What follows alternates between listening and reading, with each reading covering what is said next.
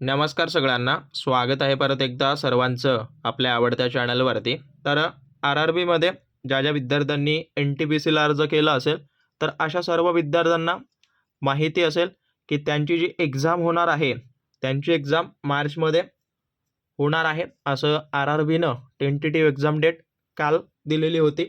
So त्याला अनुसरून जेवढं होईल तेवढं आजपासून आपण या परीक्षेसाठी आवश्यक असलेले सर्व प्रश्न सिरीज बाय सिरीज पाहणार आहोत.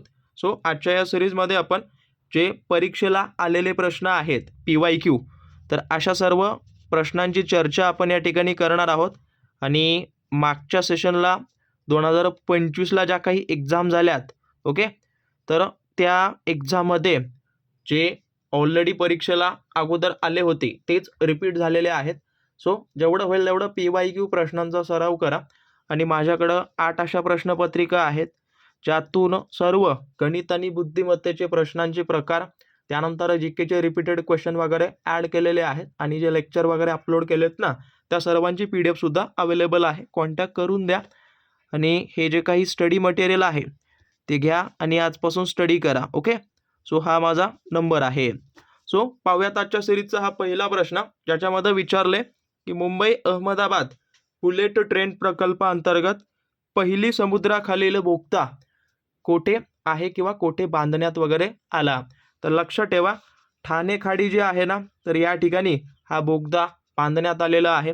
जवळपास हा बोगदा 21 किलोमीटर लांबीचा आहे आणि या बोगद्याचा जो काही जवळपास 7 किलोमीटर भाग जो आहे तो ठाणे क्षेत्रामध्ये वगैरे येतो. ओके, ठाणे खाडीत, हे लक्षात ठेवा. तर हे नोट डाऊन करून घ्या. आणि हा जो काही प्रकल्प आहे तो 2026 मधलाच आहे आणि हा जपानच्या मदतीनं बांधण्यात आलेला आहे किंवा बांधण्यात येत आहे. सो हे थोडंसं लक्षात ठेवा. आणि असेच भाग जवळपास माझे 64 लेक्चर अपलोड केलेत 2025चे जरी असले तरी सर्व पहा. ओके, ते सर्व तुम्हाला 2026साठी उपयोगी पडतील. त्यातले खूप सारे प्रश्न परीक्षेला रिपीटेड आलेले आहेत आणि याही वर्षी येतील, कारण का इन डिटेलमध्ये सगळं जी के त्या ठिकाणी कव्हर केलेलं आहे. सो पाहूयात दुसरा प्रश्न. आणि सबस्क्राईब वगैरे केलं नसेल तर करून घ्या, जेवढे होतील तेवढे प्रश्न तुम्हाला या ठिकाणी मिळत जातील. आणि टेस्ट सिरीज वगैरे लावली नसेल तर लावून घ्या, खाली नंबर दिलेला आहे.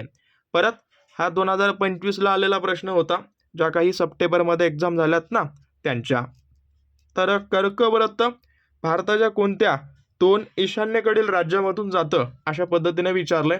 तर लक्षात ठेवा, जे आपल्या भारतामधले 8 राज्यामधून हे कर्कवृत्त या ठिकाणी जात असतं, त्याच्यापैकी आपल्याला विचारलंय ईशान्येकडील. तर ईशान्येकडील जे काही त्रिपुरा आणि मिझोरम हे 2 राज्य आहेत ना, या 2 राज्यामधून हे या ठिकाणी जातं. त्याच्यासोबत अजून बघायला गेलं तर लक्षात ठेवा अथवा लिहून घ्या, गुजरात या राज्यातून जातं. त्यानंतर जे काही शॉर्टमध्ये लिहितो, राजस्थान इथून सुद्धा जातं. त्यानंतर मध्य प्रदेश, ओके, त्यानंतर छत्तीसगड, त्याच्यासोबत झारखंड. आणि त्यानंतर बघायला गेलं तर जे काही पश्चिम बंगाल आहे ना, पश्चिम बंगाल, हां, आणि त्यासोबत बाकीचे हे 2 राज्य. तर अशा 8 राज्यातून हे कर्कवृत्त आपल्या भारतातून या ठिकाणी जात असतं. सो हेही नोट डाऊन करून घ्या. आणि जेवढं होईल तेवढं गणित आणि बुद्धिमत्तेचे प्रश्न सोडवा. ओके, सगळे PYQ सोडवा. जमलं तर हे PYQ सुद्धा आम्ही तुम्हाला प्रोव्हाइड करून देऊ. ज्यांनी ज्यांनी बॅच वगैरे जॉईन केली असेल चांगली गोष्ट आहे, ज्यांनी केली नसेल तर जॉईन करून घ्या. त्या ठिकाणी सर्व प्रश्न कव्हर करण्यावर भर देऊयात. ओके, परीक्षेपर्यंत तुम्हाला ते मिळत जातील. तर पुढचा प्रश्न काय म्हणतो की खालीलपैकी कोणत्या घटनेमुळे 1907 मध्ये भारतीय राष्ट्रीय काँग्रेसचे मवाळ आणि जहाळ यांच्यात विभाजन झाले. ओके, हा NTPCचा जशाच तसा क्वेश्चन 2025ला आलाय आणि हे तुम्हाला माझ्या लेक्चरमध्ये 100% भेटून जाईल.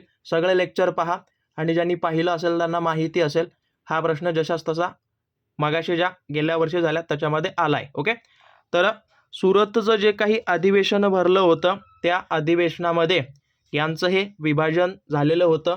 आणि या अधिवेशनाचे जे काही अध्यक्ष वगैरे होते तर त्यांचं नाव आहे रास बिहारी. ओके, रास बिहारी घोष यांनी जे आहे ते या अधिवेशनाचं अध्यक्षपद भूषवलेलं होतं. आणि स्पेशली करून काय, जो काही त्याच्यानंतर एक 1916च्या जो काही लखनौ करार वगैरे आहे त्याच्यानंतर हे गट 1907मध्ये विभाजित झालेत आणि त्याच्यानंतर जर अजून कधी विचारला तर 1916मध्ये सुद्धा हे दोन गट एकत्र आलेले होते. ओके, तर याबद्दल थोडीफार माहिती असू द्या. बाकी अजून या 1900 कालखंडामध्ये जर बघायला गेलं तर 1905 मध्ये एक बंगालची फाळणी झालेली आहे, त्यावर बऱ्याच वेळेला प्रश्न आलाय. ओके, हेच. आणि परत मुस्लिम लीगची स्थापना वगैरे जर विचारलं तर 1906 मध्ये हे स्थापना झालेली आहे. आणि राहिला प्रश्न सायमन कमिशनाचं आगमन भारतामध्ये कधी झालं तर 1928 मध्ये जे आहे ते आगमन या ठिकाणी झालेलं असेल. ओके, तर लक्षात ठेवा आणि काही डाऊट असतील तर अवश्य मला विचारू शकता. आणि इथून आपले भाग कंटिन्यू राहणार आहेत, त्याच्यामुळं लाईक करून बाजूचा एक बेल आयकॉन असतो त्याला दाबून ऑलवर सेट करून घ्या. जसे भाग येतील तसे तसे तुम्हाला नोटिफिकेशन मिळत जातील. परत पुढचा प्रश्न असा आहे की भारताच्या जनगणनेच्या आकडेवारीनुसार 2011 मध्ये कुठल्या अशा राज्याच्या किंवा केंद्रशासित प्रदेशात सर्वाधिक शहरीकरण नोंदविण्यात आलेलं आहे. तर 2011 मध्ये जे दिल्ली होतं, आता हे दिल्ली काय होतं, स्पेशली करून केंद्रशासित प्रदेश होतं. ओके, याच्यामध्ये जवळपास शहरीकरण जे काही झालं ते 97% 50 पॉईंट एवढं जे काही शहरीकरण आहे ते झालेलं होतं. ओके, जर तुम्हाला राज्य विचारलं तर राज्याच्या बाबतीत बोलायला गेलं तर 2011च्या जनगणनेनुसार गोवा हे राज्य जे आहे ते सर्वात जास्त प्रमाणात शहरीकरण झालेलं होतं. आणि परत सांगायला गेलं तर 2011 मध्ये भारतामध्ये जवळपास जी काही 31.16 एवढी जी काही लोकसंख्या होती ती शहरात राहत होती आणि बाकीची जी काही रिमेनिंग आहे म्हणजे जवळपास एक 69 म्हटलं तरी चालेल ती खेडेगावात राहत होती. ओके, याचं प्रमाण वगैरे जसं जसं आहे ते बदलत गेलेलं आहे, ते थोडंसं नोट डाऊन करून घ्या. परत बघायला गेलं की खालीलपैकी कोणत्या परदेशी शासकाने 1739 मध्ये भारतावर आक्रमण केलं आणि ज्या आक्रमणामुळे दिल्लीमध्ये नरसंहार झाला आणि मुघल साम्राज्य काय झालं अधिक कमकुवत त्या ठिकाणी झालेलं आहे. तर 1739 मध्ये जो काही शासक आला परदेशी त्याचं नाव होतं नादिर शहा, यानं जे आहे ते या ठिकाणी आक्रमण केलेलं होतं. ओके, आणि हा स्पेशली करून काय इराण या देशाचा होता. ओके, आणि इराणचा इथं लिहा नेपोलियन. ओके, नेपोलियन म्हणून याला ओळखलं जात होतं. ओके, हे सुद्धा लक्षात ठेवा. आणि परत बघायला गेलं तर कोहिनूर हिरा जो काही आपल्या भारताचा होता, कोहिनूर हिरा हे सुद्धा काय केले लुटून नेलेलं आहे. ओके, तर हेही लक्षात ठेवा. आणि परत सांगायला गेलं तर याच्यामध्ये जे काही इन डिटेलमध्ये आहे ते सुद्धा थोडंसं बघत जा. ओके, परत बघायला गेलं तर अहमदशहा अब्दालीचा सहसंबंध कशाशी येतो तर 1761 मध्ये जे काही पानिपतचं तिसरं युद्ध झालंय ना तर त्याच्याशी हे येतं, पानिपतचं थर्ड वॉर. ओके, हे थोडंसं लिहून घ्या. हे यानं लढलेलं होतं, हे कोणाकोणामध्ये झालं मला कमेंटमध्ये कळवा. परत बाबरच्या बाबतीत सांगायला गेलं तर बाबरनं जवळपास 1526 मध्ये भारतामध्ये मुघल साम्राज्याची स्थापना केलेली आहे. ओके, मुघल साम्राज्य हे थोडंसं लिहून घ्या. परत अजून एक सांगतो तुम्हाला, प्रत्येक शिफ्टला हा जो काही प्रश्न आहे कुठला याचा जो काही कॅम्प्युटरशी निगडीत आहे त्यावर तुम्हाला संगणकावर आधारित प्रश्न या ठिकाणी विचारले जातात. सहसा तरी 40 पैकी 2 ते 3 प्रश्न याच्यावर असतात, त्यामुळे याच्यावर थोडंसं फोकस करा. तुम्हाला स्कोरिंग सब्जेक्ट सांगत आहे, जेवढं होईल तेवढं कव्हर करा. बघा याच्यामध्ये आपल्याला विचारलंय की विंडोज 7 मध्ये प्रोग्राम्स, फोल्डर्स, फाईल्स आणि सेटिंग ॲक्सेस करण्यासाठी खालीलपैकी कशाचा वापर करतात. तर हे सर्व करण्यासाठी स्टार्ट बटन जो काही असतो ना त्याचा या ठिकाणी वापर केला जातो. ओके, हा जो काही आहे तो हा जे काही खाली टास्क बार असते ना, टास्क बारमध्ये हा असतो. ओके, डाव्या कोपऱ्यामध्ये या ठिकाणी ॲज इट इज मेनूमध्ये वगैरे. सो नोट डाऊन करून घ्या, एक विंडोजचं चिन्ह असतं ना त्या ठिकाणी ते असतं. ओके, सो लक्षात ठेवा, नोट डाऊन करून घ्या. बाकी हे कंट्रोल पॅनल वगैरे ते सेटिंगशी निगडीत आहेत, जमलं तर त्यावर सुद्धा थोडीफार माहिती काढा. परत पुढचा प्रश्न काय म्हणतो की भारतीय संविधानातील कुठलं असं कलम राज्यपालाच्या पदाशी संबंधित असलेलं हे कलम आहे. तर बघायला गेलं तर जे 153 कलम आहे ना, तर हे कलम हे भारतीय संविधानातील राज्यपाल पदाशी निगडीत असलेलं हे कलम आहे. ओके. उपराष्ट्रपतीच्या बाबतीत बोलायला गेलं तर कलम 63 हे जे दिलंय, ओके, उपराष्ट्रपतीशी निगडीत असलेलं हे कलम आहे. त्यानंतर जो 74 कलम आहे तो कशाशी निगडीत आहे, तर जे काही मंत्रिमंडळ आहे, ओके, त्याच्याशी निगडीत असलेलं हे कलम आहे. आणि 112 हा कलम कशाशी निगडीत आहे, तर हे आहे जे काही आपलं आर्थिक बजेट असतं ना, त्याच्याशी निगडीत असलेला हा कलम आहे. ओके. सो हे सुद्धा लक्षात ठेवा. आणि इथपर्यंत आला असाल, सबस्क्राईब केलं नसेल तर करून घ्या. परत 8वा प्रश्न काय म्हणतो की खालीलपैकी मंदिर स्थापत्यशास्त्राची कोणती शैली भारतात मुख्यत्वे करून आढळते. तर लक्षात ठेवा, भारतातली सगळ्यात जास्त मंदिरे जी आहेत ती कुठल्या नागर शैलीतली आहेत. ओके. स्पेशली करून आपल्याला इथं विचारलंय उत्तर भारतातली. ओके. आणि जर तुम्हाला विचारलं दक्षिण भारताच्या बाबतीत, तर दक्षिणचं द्रविड लक्षात ठेवा. ओके. दक्षिण भारतात ही जास्त प्रमाणात मंदिरे आढळून येतात.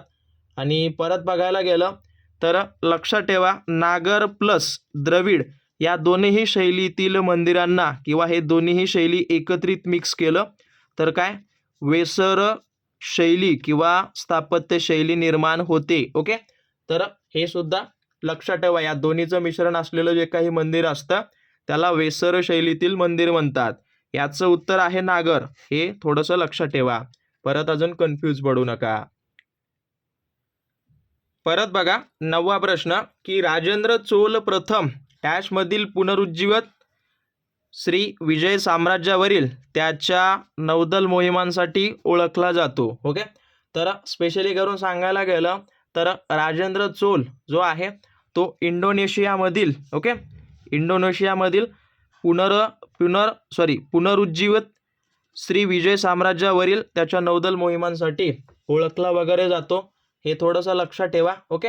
इंडोनेशिया श्री विजय साम्राज्य हे त्याच्याशी निगडीत वगैरे करा. ओके. तर असे काही महत्त्वाचे आहेत जे तुम्हाला माहिती असणं आवश्यक आहे. आणि जे काही राजा चोल प्रथम झाला, चोल द्वितीय झाला, त्यानंतर परत याच्यामध्ये सांगायला गेलं तर विजयालय चोळ, ओके, विजयालय चोळ आहे. त्यानंतर अजून साम्राज्य वेगवेगळे आहेत. ओके. जे काही आपल्या भारतामध्ये अगोदर प्राचीन काळातले राजे महाराजे झालेले आहेत किंवा ज्यांचं साम्राज्य वगैरे होतं ते सर्व थोडंसं एक वेळा नजर फिरवा. जमलं तर आपण त्यावर सुद्धा एक जम्बो सिरीज घेऊन येऊयात. जेवढे जास्त त्याला लाईक शेअर असतील तेवढ्या प्रमाणात लवकरात लवकर तुम्हाला सिरीज मिळत जातील. परत बघायला गेलं की खालीलपैकी कुठल्या अशा टेकड्या पूर्व घाटाच्या उत्तर भागात स्थित आहेत, अशा पद्धतीने विचारलंय. हा एक भूगोलाचा प्रश्न आहे. तर लक्षात ठेवा, ज्या काही महेंद्रगिरी टेकड्या आहेत ना, ते स्पेशली करून पूर्व घाटाच्या उत्तर भागात या स्थित आहेत. ओके. आणि परत सांगायला गेलं तर महेंद्रगिरी हे नेमकं कुठं आहे, तर हे आहे ओडिसा या राज्यामध्ये. ओके. ओडिसा. आणि हे बघायला गेलं तर पूर्व घाटातलं हे एक पद्धतीनं उंच पर्वत आहे. ओके. हे सुद्धा नोट डाऊन करून घ्या. परत निलगिरी, त्यानंतर डोडा बेटा आणि त्यानंतर अन्नामलई हे जे काही आहेत ना पर्वत वगैरे, तर हे सर्व हा एक, हा दुसरा, हा तिसरा, या सर्व टेकड्या ज्या आहेत त्या स्पेशली करून दक्षिण भारतातल्या कुठल्या घाटात, पश्चिम घाटात आहेत. बघा कसं आहे, हे थोडंसं कन्फ्यूज करता, पण एक वेळा ग्राफ बघा, तुम्हाला सगळी उत्तरं मिळून जातील. परत कोणत्या मूलद्रव्याचा अणुअंक किंवा ॲटॉमिक नंबर 21 आहे, तर स्कॅडियमचा जो काही अणुअंक आहे तो काय आहे, 21 त्या ठिकाणी आहे. ओके. बाकी बोलायला गेलं तर कॅल्शियमच्या बाबतीत हा 20 अणुअंक आहे. परत टायटेनियमच्या बाबतीत सांगायला गेलं तर याचं 22 आहे. आणि त्यानंतर परत झिंकच्या बाबतीत बोलायला गेलं तर याचं हे 30 आहे. ओके. तर हे सुद्धा नोट डाऊन करून घ्या. आणि रेल्वे परीक्षेमध्ये जवळपास जे काही आवर्त सारणीतले 1 ते 30 अणुअंक आहेत ना, हे थोडंसं पाठ करा. ओके, त्यावर बरंच प्रश्न वगैरे आलेलं आहे त्याच्यामध्ये येतात वगैरे. परत हा थोडासा मोठा प्रश्न आहे, वाचा व्यवस्थित, की प्रथम मुघल शासक बाबर समकालीन जगातील 2 सर्वात मोठ्या विजेत्यांशी संबंध होता. जर तो मातृपक्षाकडून मंगोल विजेता तर चंगेज खानशी संबंधित असेल, तर पितृपक्षाकडून कोणाशी संबंधित होता? तर पितृपक्षाकडून तो कोणाशी संबंधित होता? तर तैमूरशी हा संबंधित वगैरे होता. ओके, जसं की तैमूरचा हा 5वा वंशज आणि मातृपक्षाकडून तो चंगेज खानचा. ओके, चंगेज खानचा हा कितवा होता? 14वा होता. ओके, 14वा वंशज. आणि परत बघायला गेलं तर हा पितृपक्षाकडून जर विचारलं तर पितृपक्षाकडून हा काय तैमूरचा. ओके, तैमूरचा कितवा? एक पद्धतीनं 5वा हा वंशज होता. हा इतिहास बघा, तुम्हाला याची सगळी उत्तरं त्या ठिकाणी मिळून जातील. ओके, परत पुढचा प्रश्न काय म्हणतो, की प्रथिने म्हणजेच विशेषतः इन्सुलिनच्या संरचनेवरील कार्यासाठी 1958 मध्ये कोणत्या जैवरसायनशास्त्रज्ञाला नोबेल पारितोषिक प्रदान करण्यात आलं? तर सांगायला गेलं तर ज्याचं नाव आहे फ्रेडरिक सेंगर. याला जे आहे ते या इन्सुलिनच्या संरचनेवर संशोधन केल्यामुळं याला नोबेल पारितोषिक मिळालेलं आहे. आणि रसायनशास्त्रामध्ये याला जे आहे ते 2दा नोबेल पारितोषिक मिळवणारे हे पहिले आहेत. ओके, हेही नोट डाऊन करून घ्या. बाकी आता जे काही अदर रिमेनिंग क्वेश्चन्स आहेत त्यांची मला सगळ्यांनी उत्तरं कमेंट करून द्या. ओके, बाकी शेवटचे तुम्हाला 1-2 सोडतो. ओके, जसं की 14व्या प्रश्नाचं उत्तर बघा, विविध घटनात्मक पदांसाठी शपथा आणि प्रतिज्ञांचे नमुना कोणत्या अनुसूचीमध्ये समाविष्ट आहेत किंवा निर्दिष्ट वगैरे आहेत? तर जी काही संविधानामध्ये 3री अनुसूची आहे ना, याच्यामध्ये हे समाविष्ट आहेत. बाकी बघायला गेलं तर 4थ्या अनुसूचीमध्ये राज्यसभेच्या जागा यांचं विवरण आहे. परत बघायला गेलं तर 10वी अनुसूची याच्यामध्ये काय आहे, की पक्षांवर एक पद्धतीनं किंवा पक्षांतरावर पक्षांतर बंदी आहे. ओके, पक्षांतर बंदी. त्यानंतर 5वी याच्यामध्ये काय आहे, याच्यामध्ये जे काही अनुसूचित क्षेत्रे आहेत ना, ओके, अनुसूचित क्षेत्रे याच्या बाबतीत याच्यामध्ये हे सांगितलेलं आहे किंवा विवरण आहे. बाकी व्हिडिओ फार लांब होईल त्याच्यामुळं हे 2 प्रश्न तुमच्यासाठी सोडतोय आणि परत सांगतोय, हे सगळे प्रश्न आलेले आहेत. याचं उत्तर मला कमेंट करून द्या. आणि इथंपर्यंत आला असाल, लाईक आणि सबस्क्राईब केलं नसेल तर करून घ्या. परीक्षेपर्यंत सर्व तुम्हाला या ठिकाणी लेक्चरद्वारे कव्हर करण्यावर भर दिला जाईल. सो बाकी भेटेन तुम्हाला अशाच भागांसोबत. पुढचे भाग टाकायचे का नको हेही मला कमेंटद्वारे कळवा. आणि काही मिस्टेक झाली असेल तर मला अवश्य निदर्शनास आणून द्या. बाकी तुम्हाला भेटेन अशाच भागासोबत. धन्यवाद.